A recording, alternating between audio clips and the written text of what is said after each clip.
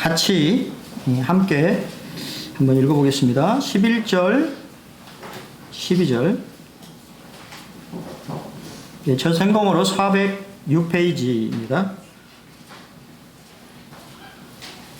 다 찾으셨나요? 네, 같이 읽겠습니다. 시작. 성문에 있는 모든 백성 여호와께서 네 집에 들어가는 여인으로 이스라엘의 집을 세운 라헬과 레아 두 사람과 같게 하시고 네가 에브랄에서 유력하고 베들레헴에서 유명하게 하시기를 원하며 여호와께서 이 젊은 여자로 말미암아 내게 상속자를 주사 네 집이 다말이 유다에게 낳아준 베레스의 집과 같게 하시기를 원하노라 하니라. 예, 지난 시간에 우리가 보아스가 가까운 친족을 통해서 친족이 나오미와 룻을 구속하지 않겠다, 기업을 물지 않겠다라고 하는 의미로 어떤 행동을 했죠? 예, 신발을 벗었습니다. 신발을 벗는다라고 하는 것은 자신의 권리를 포기한다라고 하는 의미를 가지고 있습니다. 신발을 벗고 보아스가 그 신발을 받음으로 인해서 공식적으로 이제는 보아스가 나오미와 룻을 구속할 수 있는, 기업을 물게 되는, 쉽게 말하면 이제는 결혼할 수 있는 상태가 공식적으로 이렇게 되어졌어요. 뭐 여러분들도 결혼식에 참여를 하면 뭘 하죠? 웁니까? 축하의 말을 전해죠. 그럼 누구에게 가장 먼저 축하의 말을 할까요? 신랑입니까? 신부입니까? 신부죠. 이 베들레헴에 살고 있었던 모든 백성들과 장로들이 이제는 보아스가 이 공식적으로 이제는 룻과 결혼하겠다라고 공식적으로 선언함으로 인해서 이 신부를 축복하는 것을 이제 보게 됩니다. 사실 우리가 잘 아는 대로 룻은 축복과는 거리가 먼 여인이었습니다. 왜냐하면 룻은 하나님께서 결혼을 금하셨던 모함 여인이었고, 두 번째는 룻은 남편이 일찍 죽은 젊은 가부였어요. 남편도 없는 사람이었고, 세 번째는 남편도 없고 뭣도 없어요? 의지할 자식도 없는 그러한 불쌍한 여인이었습니다. 하지만 우리가 잘 아는 것처럼 말씀해 보면 신명기 23장에 암몬 사람과 모압 사람은 여호와의 청에 들어오지 못한다고 말씀하셨어요. 그 이유가 무엇이냐면 4절에 설명되어 있는데, 그들은 너희가 애굽에서 나올 때 떡과 물로 너희를 길에서 뭐하지 않았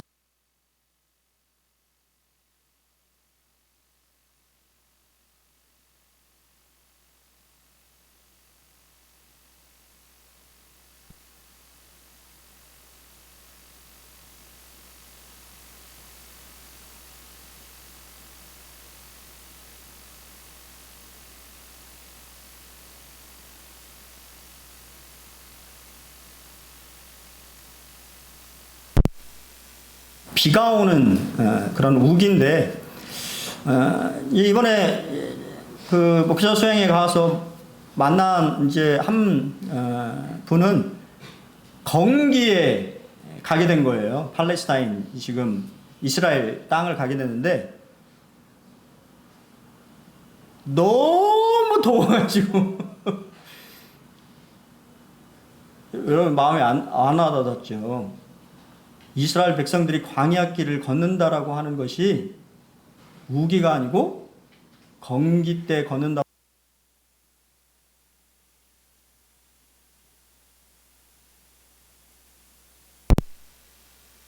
광야길을 걸을 수가 없다. 너무 막 더워가지고 힘들어서 힘들게 이스라엘 백성들이 이 출애굽을 했는데 그때 이 모압 사람들이 영접하지 않았어요. 힘든 사람들에 대해서 돌아보지 않았다라고 하는 것에 대해서 하나님은 크게 생각을 하셨고, 또 동일하게 우리가 잘 아는 대로 발람을 통해서 이스라엘을 저주하는 그러한 일을 행한 암몬과 모압 사람들에 대해서는 엄하게 여호와의 청에 들어오지 못한다라고 말씀하셨던 것입니다. 그런데 우리가 잘 아는 바대로 이 보아스라고 하는 사람을 통해서 이 룻을 구속하는 그런 것을 보게 되는데요. 그래서 결국은 룻과 보아스가 결혼하게 되었습니다. 근데 우리가 여기서 생각해 봐야 될 것은 뭐냐면, 룻이 한 일이 없다라고 하는 것이에요. 이 구속의 과정 가운데 모든 일을 처리한 사람은 누구예요? 보아스라고 하는 것입니다. 이것은 우리가 동일하게 보아스는 예수 그리스도를, 예수님을 상징적으로 보여주는 인물이라고 말씀을 드렸어요. 우리의 구원의 문제에 있어서도 마찬가지라고 하는 것이에요. 룻이 한 일은 단지 그냥 청혼하는 일이었어요. 그리고 보아스가 말한 대로 내가 이 나머지 일들을 다 처리할 것이니 너는 가만히 앉아 있으라고 이야기를 들었습니다. 또 룻은 아무것도 사실 한 것이 그 이후에 없습니다. 그녀가 하는 일이라고 하는 것은 기다리는 일뿐이었어요. 구속자인 보아스는 어떻습니까? 그때 말씀드린 것처럼 사실 그에게는 큰 손해가 나는 일이었어요. 그렇죠? 나오미의 그 땅의 기업을 다시 사야 되기 때문에 엄청난 돈을 들여야 됐고, 또 마찬가지로 룻과 결혼한다라고 하는, 이방 여인과 결혼한다라고 하는 그러한 것들도 감수해야 되는, 또 자신과 룻 사이에 난 자식은 누구의 자식이에요? 엘리멜렉의 자식이 되는 것이죠. 그렇기 때문에 그러한 희생이 동반되었다고 하는 것입니다. 엄청난 대가를 지불했다라고 하는 것이에요. 우리를 구원하신 예수님은 얼마나 많은 값을 지불하셨을까요? 요한계시록 5장에 보면 이러한 말씀이 있습니다. 일찍이 죽임을 당하사 각 족속과 방언과 백성과 나라 가운데에서 사람들을 피로 사서 하나님께 드리시고, 그들로 우리 하나님 앞에서 뭐를 삼으셨어요? 나라와 제사장들을 삼으셨으니 그들이 땅에서 왕 노릇 하리로다라고 말씀하고 있습니다. 여러분은 어떤 물건을 살 때 그냥 사시는가요? 계산하고 사죠. 그렇지 않나요? 그만한 가치가 있다라고 여겨져야 그만한 돈을 지불하는 거잖아요. 근데 하나님께서 여러분들을 사실 때 여러분의 가치는 얼마나 큰 대가를 지불해야 됐습니까? 자신의 생명값을 지불하시고 여러분들을 구속하신 것이지요. 그리고 그것을 하나님 앞에 드리셨어요. 그러므로 인해서 우리가 놀라운 신분으로 변화되는 것을 성경은 말하고 있습니다. 나라와 제사장이 되어졌어요. 오직 유태인들만이 하나님을 예배하며 하나님 앞을 섬길 수 있는 그러한 특권들을 누렸는데, 이제 예수 그리스도의 십자가의 죽음으로 말미암아 우리가 언제든지 하나님 앞에 설 수 있는 자격이 주어졌다라고 하는 것입니다. 여러분 생각해 보세요. 제가 용산, 지금 용산이죠. 청와대를 옮겼으니까 용산에 가가지고 제가 대통령님을 좀 만나겠습니다 하면 들여보내주나요? 그 사람이 뭐라고 할까요? 당신이 누군데? 안 그러겠어요? 당신이 누군데 그렇게 당당하게 대통령을 만나겠다고 얘기하겠냐고 그렇게 말하지 않겠습니까? 근데 만왕의 왕이시고 만주의 주 대신 하나님을 우리는 언제든지 예수 그리스도의 피를 힘입어서 우리는 언제든지 우리가 원할 때 하나님을 만날 수 있다라고 하는 것입니다. 이게 얼마나 놀라운 일인가요? 모든 백성과 장로들은 룻이 라헬과 레아와 같이 되기를 원한다고 축복합니다. 왜 그들이 무슨 일을 했을까요? 그들은 바로 이스라엘의 집을 세운 어머니들이기 때문이에요. 라헬과 레아와 같이 너도 동일하게 룻도 이스라엘의 집을 세우는, 그 말은 결국 무슨 말일까요? 자녀를 많이 낳기를 원하는 것이죠. 시편 127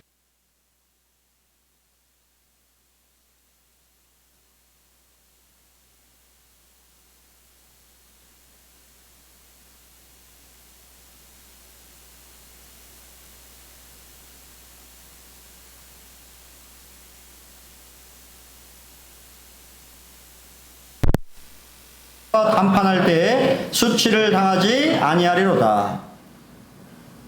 5절에 이것이 그의 화살통에 가득한 자는 뭐하다고요? 복되도다고 말씀하십니다. 자녀가 많다라고 하는 것은 복이라고 하는 것이죠. 근데 요즘은 뭐라고 합니까? 무자식이 상팔자다. 그리고 이번에 저도 그런 생각 안 해봤는데요. 이 결혼에 대해서 이 젊은 친구들한테 이 상담을 해주면서 세 가지를 말해야 된다고 저에게 이렇게 얘기를 하시더라고요. 그게 뭔지 아십니까? 첫 번째, 사람이랑 결혼해야 된다. 그거 이해 못 하시네요. 요즘은 가상현실 속에 들어가서 거기에서 살아요. 그러니까 거기서 파트너를 만나고 거기서 결혼하는 사람들이 있단 말입니다. 가상현실 속의 여자와. 그래서 첫 번째 가르쳐야 될 게 뭐다? 사람이랑 결혼해야 된다. 두 번째, 남자는 여자랑 결혼해야 되고 여자는 남자랑 결혼해야 된다. 그걸 두 번째 가르쳐야 되고, 마지막 세 번째가 믿는 자와 결혼해야 된다고 하는 것을 가르쳐야 된다고 하는 참 우스꽝스러운 그런 이야기를 참 들으면서 여러분, 요즘에 하나님 말씀대로 하지 않아요. 아십니까? 자녀를 낳는 것이 복인데 자녀를 낳는 대신 누구랑 같이 살아요? 개와 고양이와 같이 삽니다. 그리고 가족이라고 얘기하죠. 개와 고양이를 가족이라고 얘기해요. 성경적인가요? 외양견이나 외양묘로서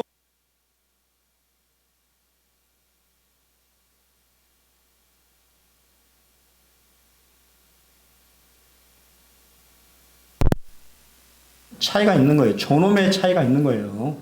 하나님은 사람이 만물을 다스리도록 하신 것이지 그것에 종속되어져 살아가도록 만들지 않았다고 하는 것입니다. 그래서 우스꽝스러운 그런 기사들을 보잖아요. 미국의 한 유명한 부자가 누구에게 상속했다고요? 자식들이 아니고 애완견과 애완묘에게 자신의 재산을 상속했다고 하는 기사를 본다는 거예요. 웃기지 않습니까? 하나님은 분명히 자식이 많은 사람이 복이 있다고 말씀하십니다. 워런 여비스비 목사님은 이런 말을 하신 적이 있는데요. 슬프게도 오늘날의 사회에서는 이런 태도를 취하지 않습니다. 미국에서는 매년 150만 명의 아이들이 합법적으로 자국 내에서 쥐어집니다. 그리고 그 핏덩이는 마치 무슨 암을 유발하는 종기나 되는 것처럼 제거됩니다. 한 크리스천 간호사가 나에게 이런 말을 한 적이 있습니다. 한쪽 병동에서는 어린아이들을 살리기 위해 밤낮으로 일하고 있는가 하면 다른 병동에서는 그 아이들을 살해하느라 애쓰고 있지요. 하나님께서 이 점에 대해서 무엇이라고 말씀하실까요? 생각해 볼 일이라고 하는 것이지요. 우리나라도 낙태가 합헌의였어요. 아십니까? 정확한 통계는 아니지만 매년 3만 5천 명의 아이가 낙태로 지어지고 있다고 하는 사실이에요. 아마 그 숫자는 사실은 적게 잡은 거죠. 은밀하게 통계 잡히지 않은 그런 숫자까지 하면 훨씬 더 많은 아이들이 생명을 잃고 있다고 하는 그러한 현실 속에 우리가 살아가고 있다고 하는 것을 기억할 필요가 있습니다. 영적으로 우리가 봐도 요한복음 15장 8절에 너희가 열매를 많이 맺으면 내 아버지께서 영광을 받으실 것이요 너희는 내 제자가 되리라고 말씀하셨어요. 우리가 영적으로 동일하게 이 풍성한 열매들을 거둔다라고 하는 것은 하나님 앞에 영광이 되는 것입니다. 또한 데살로니가전서 2장 19절에 보면 우리의 소망이나 기쁨이나 자랑의 면류관이 무엇이냐? 그가 강림하실 때 우리 주 예수 앞에 너희가 아니냐. 여러분은 주님의 나라에 갔을 때 여러분들을 통해서 구원받은 누군가가 여러분 앞에 서는 그런 사람이 있습니까? 여러분 그런 사람이 있어야 되는 거예요. 제가 그전에도 한번 이야기한 적이 있습니다만 시간이 많이 흘러서 지금은 이제 싱가포르의 앙모교회 제가 인도한 형제가 이렇게 이제 다니는데 이번에 여름에 와서 저에게 고맙다고. 사실은 여러분 생각하는 것보다 저는 엄청나게 욕을 얻어먹었거든요. 그 형제의 어머니와 저희 어머니는 상당히 친밀한 관계셨는데 저도 그 친구가 구원받기 전부터 그 집을 들락날락 거려서요. 어머니를 알았는데 저 볼 때마다 뭐라고 하셨어요.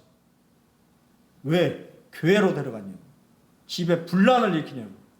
그리고 끝내 어머니는 믿지 못하셔서 사실 그 형제가 방황을 많이 했어요. 가정 문제로 인해서.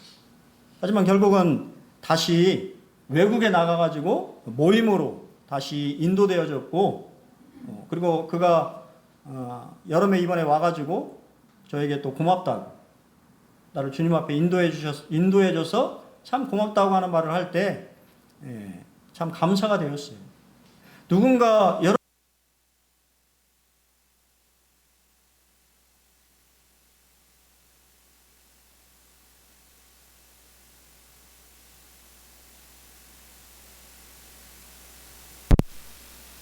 거예요. 성도들이 좋은 것은 나눠야 되는데 좋은 거라고 생각하지 않는 것이죠. 복음을 그런 간절함이 없는 것이죠. 그냥 내 삶에 그냥 만족해서 살아가는 모습이 결국은 말세의 모습이 아니겠습니까? 제가 성지순례를 가서 조금 의아했던 것 중에 하나가 뭐냐면 이 라헬의 무덤이 상당히 라헬의 무덤을 방문했는데 여러분 라헬을 어떻게 생각하세요? 우리 허자매님 라헬을 어떻게 생각하세요?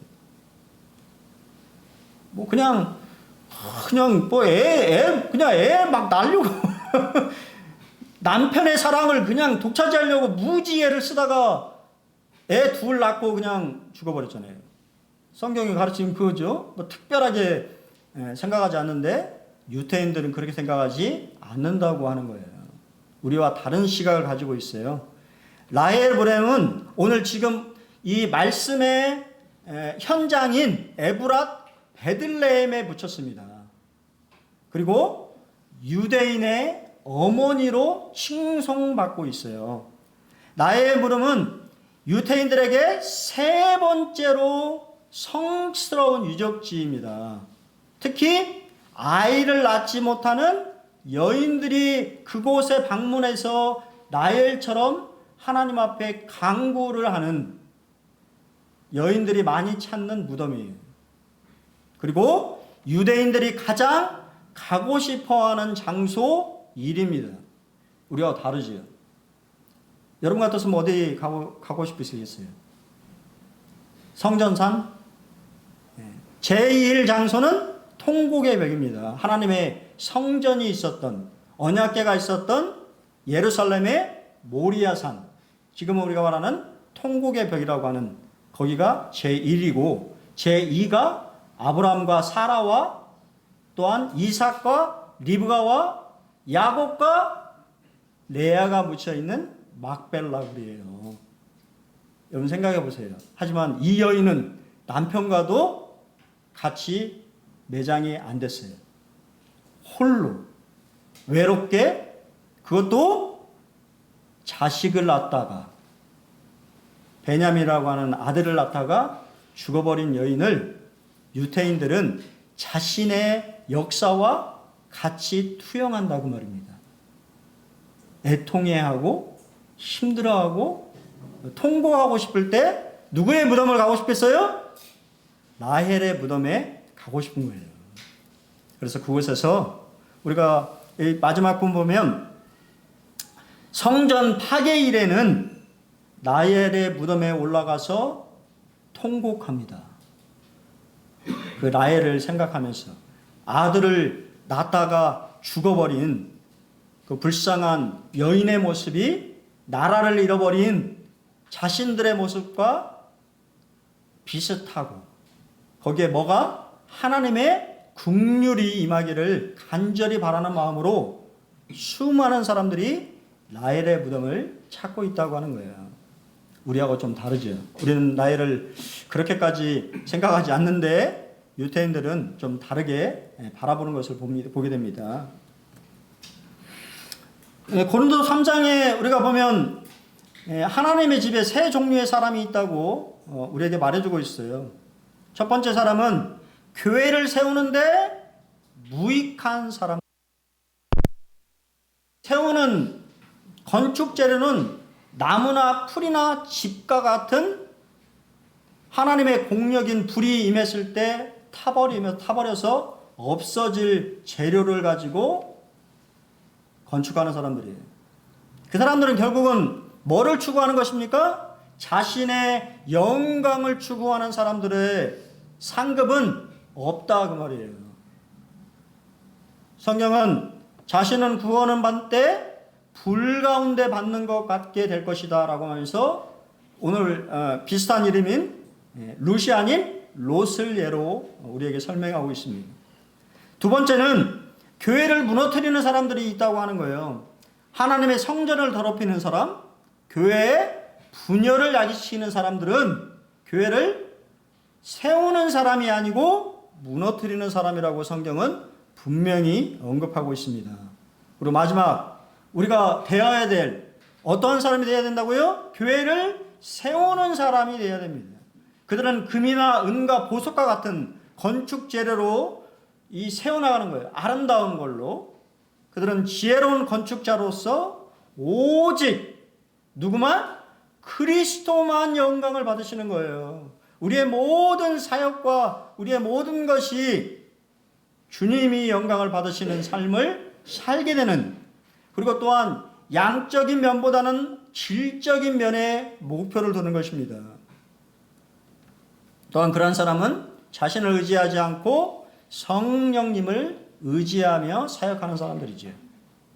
여러분은 어디에 속해 있습니까? 여러분 모두가 교회를 세우는 자가 되기를 바랍니다. 이제 두 번째는 신부를 축복했으니까 누구를 축복해야 했어요? 신랑을 축복합니다. 사실 우리가 잘 아는 것처럼 이 보아스는 이미 유명한 사람이었어요. 그 동네에서 상당히 영향력 있는 사람이었습니다. 그럼에도 불구하고 모든 백성과 장로들은 자신을 희생하고 하나님의 말씀에 순종해서 죽은 형제의 기업을 물은 보아스가 더욱 유명해지기를 원하고 있습니다. 저는 우리 사실 부담이 좀 되긴 돼요. 우리 이경재님이 저한테 저는 그런 큰 뜻이 별로 없는데 우리 이경재님은 큰 뜻을 품으셔가지고 저한테 가끔 형제 뭐 책도 써야 되니까 책 쓸 수 있는 뭐 이런 그런 것도 좀 이렇게 좀 해봐 생각도 하고 저는 그런 생각이 전혀 없거든요. 제가 제일 싫어하는 게 뭔가 쓰는 겁니다. 근데 그런 이 품을 그러니까 이게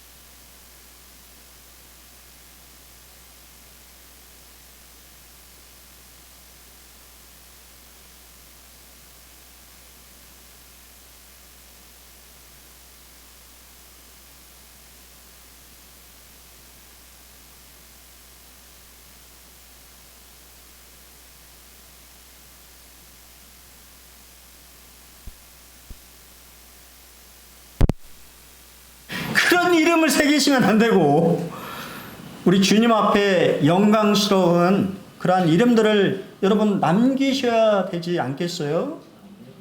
장례식 때 여러분이 주님의 품에 안길 그때 누군가는 여러분의 이름을 기억하면서 이 형제님 조금 더 같이 섬겼으면 참 좋을 텐데 그런 이야기를 들어야 되지 않겠어요?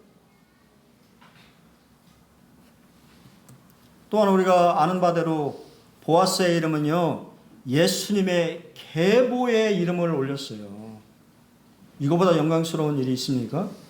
예수님은 보아스의 계보를 통해서 이 땅에 오셨습니다.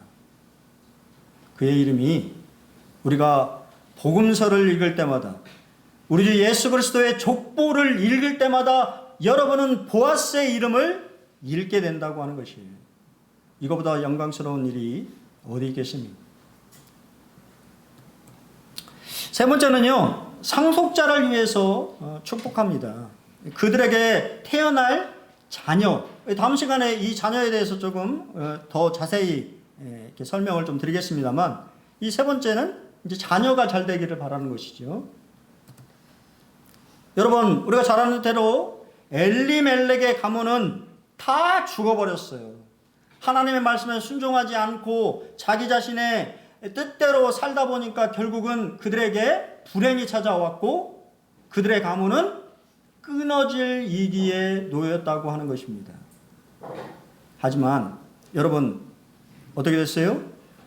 백성들은 룻을 통하여서 상속자가 태어나기를 바라고 있고 또 룻기 4장 17절에 보면 누가 나왔는데? 룻이 나왔는데 뭐라고 합니까? 나오미에게 아들이 태어났다라고 축복해 주는 것을 보게 됩니다. 나오미는 여러분 평생 이제 가부로서 모든 수치와 멸시와 이제 가문의 대를 끊어버렸다고 하는 뭔가 저주받은 여인인 것처럼 살아야 되는 나오미의 인생에 보아스와 룻을 통하여서 그 가문이 다시 살아났다라고 하는 사실, 그리고 그 품에 나오미의 품에 남자 아기가 안겨져 있다라고 하는 이 놀라운 축복들을 우리가 바라보게 될 때 하나님의 놀라운 은혜가 그 안에 있는 것을 보게 됩니다. 그러면서 축복을 하는데요. 여기서 참 이상해요. 다말이 유다에게 낳아준 베레스의 집과 같게. 다말과 유다. 아마 성경을 잘 모르시는 분들은 좀, 뭔 얘기인가 이렇게 하실 텐데요. 사실은 이 모습은, 우리가 좀 이따 보겠습니다만, 유다는 시아버지죠. 그리고 다말은 며느리입니다.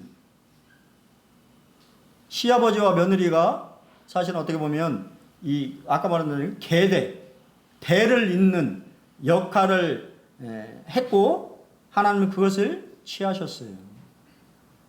동일하게 모압 여인 룻을 통해서 맞죠?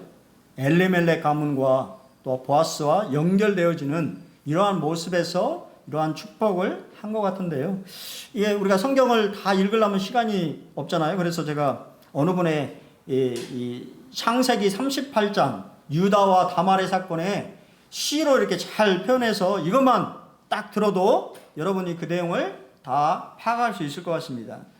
야곱의 넷째 아들 유다에게 세 아들이 있었는데 엘과 오난과 셀라였네. 맏아들 엘의 아내는 다말. 엘이 죽자 이스라엘 법에 따라 오난이 대신 후사를 이어야 하거늘 악한 오난 씨 잇기를 거부하다가 하나님께 징벌을 받아 죽네.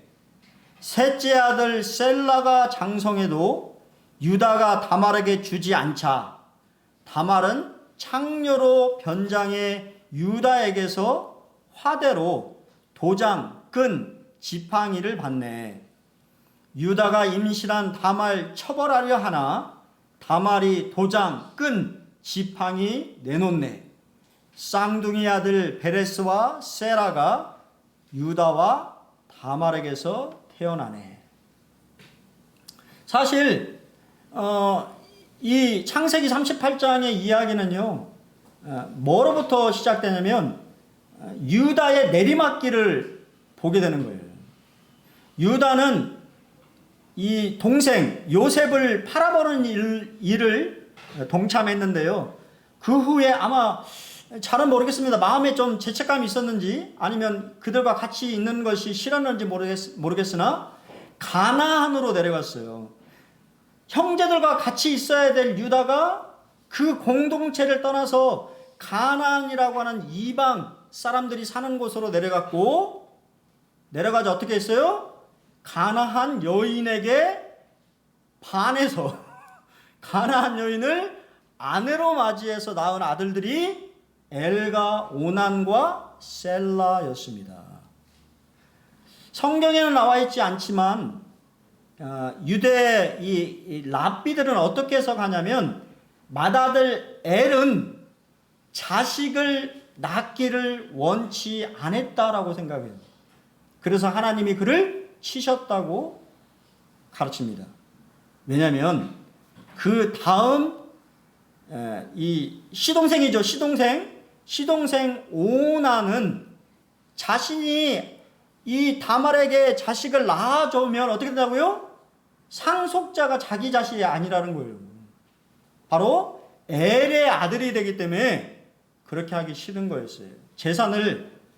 재산을 동생, 그러니까 형네에 주기가 싫어서 대를 잃지 않았습니다. 그래서 하나님이 또한 그가 악하다고 해서 치셨어요. 그리고는 어떻게 했을까요? 유다는 누구 문제예요? 여기 말씀해 보면 누구 문제예요? 다말 문제입니까? 대답을 하시네. 다말이 문제예요? 남편이 문제죠. 다 남편이 잘못했잖아요. 남자 문제예요. 근데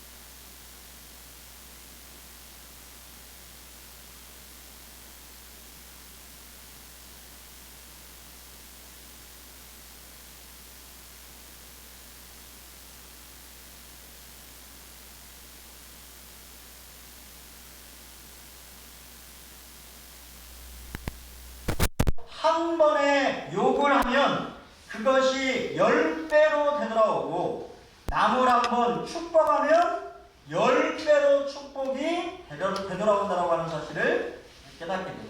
매년 이 교훈을 평생 마음에 새기고 MGM이라고 하는 큰 영화사를 세워서 좋은 영화를 많이 제작했다고 합니다. 일리가 있죠. 잠언 11장 11절에 성읍은 정직한 자의 축복으로 인하여 진흥이라는 게 어렵죠. 부흥이라는 말, 부흥. 축복하는 말이 많은 곳은 부흥한다는 거예요. 부흥. 악한 자의 입으로 말미암아 무너지느니라. 여러분 축복의 말을 하고 있습니까? 아니면 불평, 불만, 뭔가 다른 사람들에게 부정적인 영향을 미치는 그런 말을 하고 있습니다. 그런 말들은 공동체를 무너지게 하는 것입니다. 여러분 모두가 축복의 말, 세워주는 말, 격려하는 말, 위로하는 말, 이런 말들을 하시길 바랍니다. 또 동일하게 로마서 12장 14절에는 너희를 박해하는 자, 하고 우리를 모욕하고 우리를 힘들게 하는 그 사람을 어떻게 하라고요? 축복하라고. 맞서 싸우라 그게 아니고 오히려 축복하라고. 여러분 그 축복이 여러분에게 다시 되돌아온다고 하는 거예요.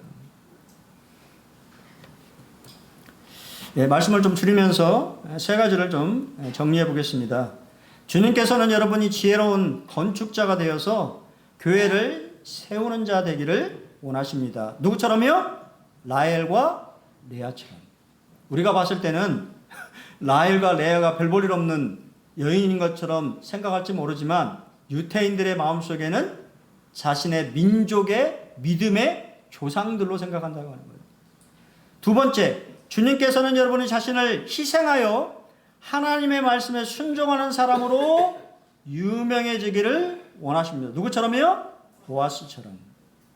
마지막은 복을 내리시는 분은 하나님이시지만 축복권은 모든 그리스도인에게 주어졌다고 하는 거예요. 여러분 교파교회 목사만 축도를 하는 것이 아니고 하나님은 모든 믿는 자에게 축복할 수 있는 권리를 주셨다고 하는 거예요. 그래서 뭐라고요? 원수까지도 축복하는 것이 성경의 원리입니다.